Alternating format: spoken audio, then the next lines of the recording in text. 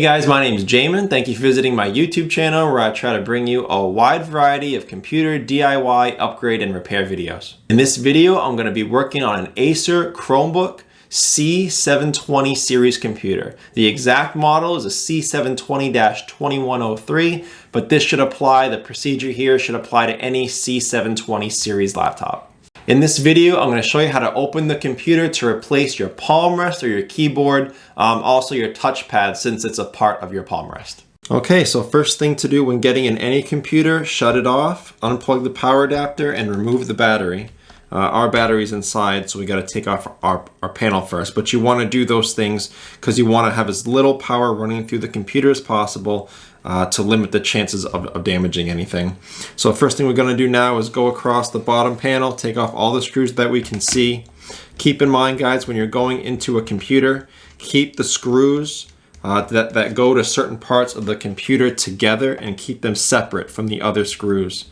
Not all screws in a computer are going to be the same size, so you want to keep your bottom case screws together, your battery screws together, motherboard screws, whatever screws you have in your computer. Keep them together so you know where they go when you're reassembling the computer. Now that all of my screws are gone, I'm going to take my small flat pry tool. I'm going to go along the seam of the bottom case and the palm rest and pry up this bottom case. Just as a quick shout out, guys, the anti-static pad that I'm using, you see it under the computer. That's to prevent any damage to computer components when you're getting into it. Either an anti-static pad or an anti-static bracelet are great ideas when working on a computer. So for those supplies and also any tools, screwdrivers, pry tools, anything that you guys need help with, check out the link above. It'll be a referral link to a lot of the tools and supplies I use in my shop if you want help finding any of those things. So when you're putting your pry tool in there, make sure you don't go too deep. You don't want to damage any components by going too far in, but you basically just go along the outside seam and separate them. Once you've got it mostly off, you should be able to just muscle it out the rest of the way. Again, be careful, you don't want to break it. Once you've gotten it all free, it'll come off like this. There are no electrical components here, it's just a panel. So now you can put that off to the side. And now you see the inside of the computer, you have your battery, your motherboard, your fan. So now we're going to unplug the battery. Okay, so to remove the battery, it's fairly simple. You've got a screw here and a screw here. On mine, it's broken off, so I may not need to, I don't need to remove that screw, but you have two screws here you'd have to remove, and the battery plugs in right there. So I'm going to take my Phillips, I'm going to unscrew this battery, and then it unplugs right there. I'll zoom in a little more so you can see that port. So there's your battery port. The battery port is black and metal, and the battery plug that plugs into it is white. And if you guys look at yours, there's two little arms that come out from the white port. So you can put your fingernails there and push, or in my case, I'm going to take my flat pry tool. I'm going to push off on one side at a time, and that battery comes right out. Just like that.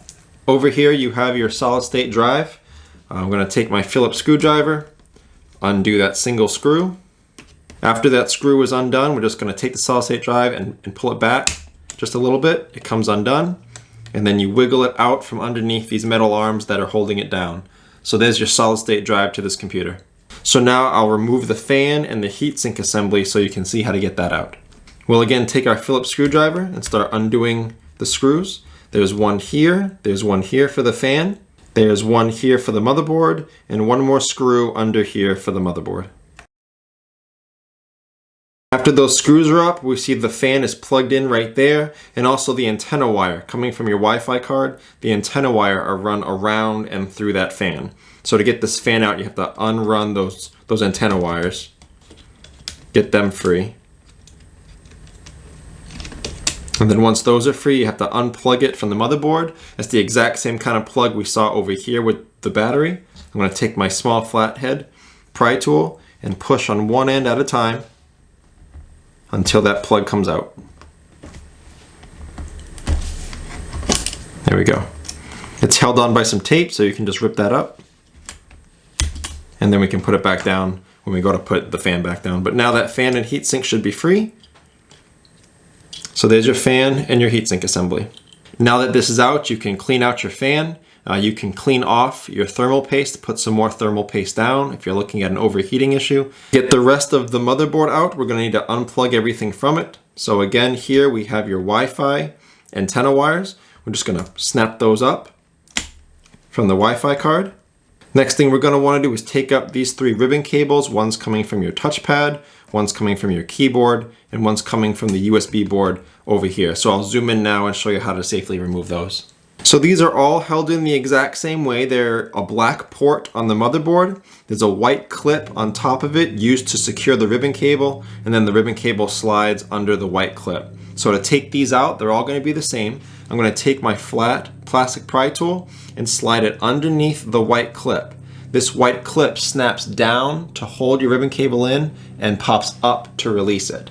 So I'm going to slide my flat tool in there and then push up. And that white clip comes up and this ribbon cable can now be released. After I release it, I'm going to push this clip back down for safekeeping. You don't want anything catching on that or breaking it. If these break, they're extremely hard to replace.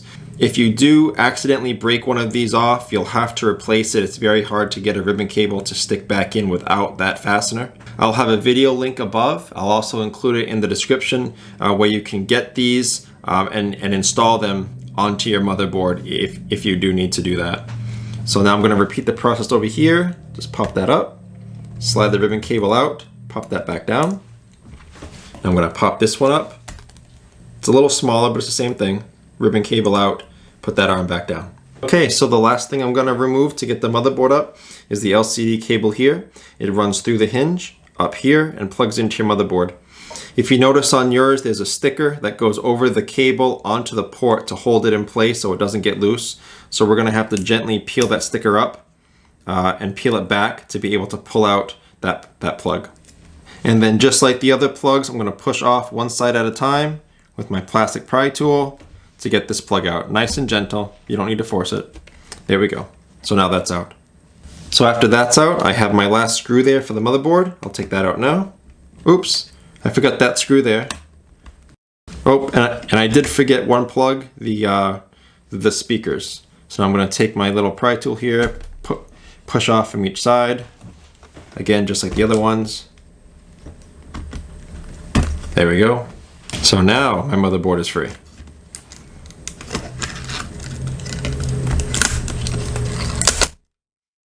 There's your motherboard. Flip it over. That's what it looks like. Now that the motherboard's off, we can continue to access either the LCD assembly or your palm rest. Either way, I'm going to have to undo these hinge screws to separate the LCD assembly from the palm rest.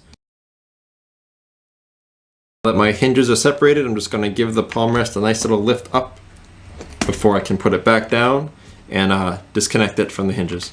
Now that it's a little separated from the hinges, I'm just going to take my antenna wire, move that back, and the black antenna wire has to run across here and make loose from the hinges there. Now I can separate my palm rest from my LCD assembly. So there's your palm rest, there's your keyboard. As you can see here, your keyboard is not held in by screws. It's held in by a lot of little plastic rivets. In order to separate the keyboard from the palm rest, you'd have to snap all those up. And then to replace the keyboard, you wouldn't be able to fasten them down quite as well. This is called a French inset keyboard. So typically, if you're looking to replace a keyboard, you should replace the entire palm rest. If you have to replace just the keyboard, you can find different ways of trying to fasten it down. Electrical tape over the edges, things like that, but keep in mind it may never be as secure as this one was. So to gain access to your touchpad, you have some screws here that you can see, these three.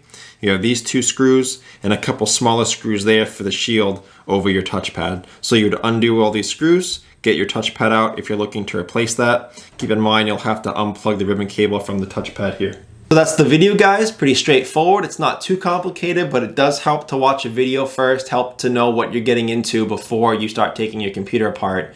Any questions, check out the FAQs below in the description. It could save you some time getting an answer. If you have to leave me a question or comment, please do. I do try to address those as often as possible. Please remember to like and share if this was helpful. Subscribe if you enjoy do-it-yourself computer content. Thank you so much for watching, guys. I look forward to seeing you on my next video.